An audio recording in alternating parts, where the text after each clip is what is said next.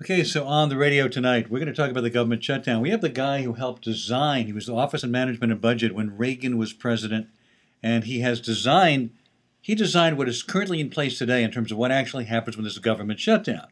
And what he explained to Ezra Klein of the Washington Post, it actually is designed to help the executive branch. And that's what Republicans don't seem to get. Republicans seem to think they're already blaming the Democrats for the shutdown that's probably not going to happen. They're spinning it. Well, the Democrats want it. Well, the Democrats don't want it.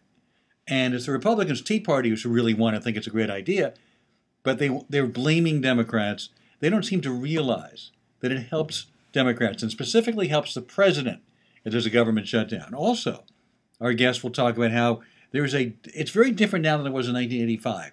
The internet, you shut down every website.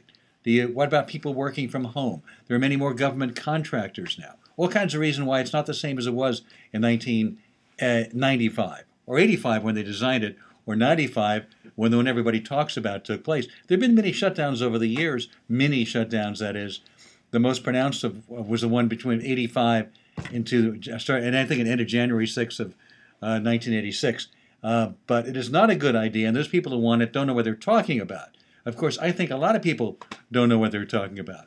We've got other stuff up at Allen.com, a lot of it having to do with the jockeying for position. I don't really think that many Democrats and Republicans necessarily want what's best for the country. I tend to side with Democrats, but they really want to retain power.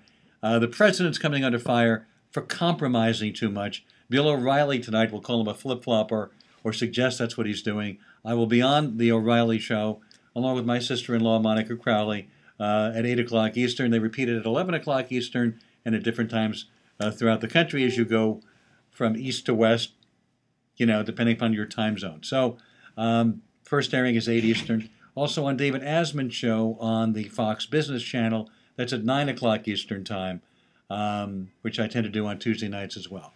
And, of course, on radio at 10, and you can see that at allencolmesradio.com. I'm still amazed by this pastor story in the Florida church, but that seems to have passed us by, where the big news of the day is about budgets, which sounds kind of boring when you talk, except when you start talking about the real effect it's going to have on people. Like if Paul Ryan, the budget committee guy on the Republican side, gets his way, people are going to suffer. The most vulnerable among us will be hurt the most.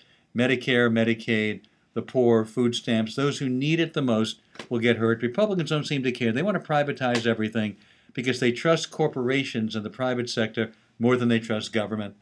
I don't. Anyway, see you tonight at 10 o'clock Eastern at allencolmesradio.com.